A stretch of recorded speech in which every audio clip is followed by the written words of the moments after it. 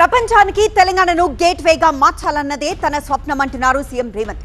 ఇందులో భాగంగానే Telangana rising 2047 vision document రూపొందించామన్నారు. 2047 నాటికి $3 ట్రిలియన్ ఎకానమీగా తెలంగాణ ఉండాలన్నదే తమ లక్ష్యమంటున్నారు సీఎం. దీనికి ప్రజలంతా సహకరించాలి, ఈ లక్ష్యాల్ని చేరుకుంటామన్న విశ్వాసం తనకుందన్నారు రేవంత్. సికింద్రాబాద్ లో నిర్వహించిన తెలంగాణ ఆవిర్భావ వేడుకల్లో ఈ కామెంట్స్ చేశారు సీఎం. దేశంలోనే కాదు ప్రపంచానికే తెలంగాణను గేట్వేగా నిలబెట్టాలన్నది నా స్వప్నం. దానికి మార్గం తెలంగాణ రైజింగ్ 2047 విజన్ డాక్యుమెంట్. 2034 నాటికి $1 ట్రిలియన్ ఎకానమీగా, 2047 నాటికి $3 ట్రిలియన్ ఎకానమీగా తెలంగాణ ఉండాలన్నది ప్రజాప్రభుత్వం యొక్క సంకల్పం.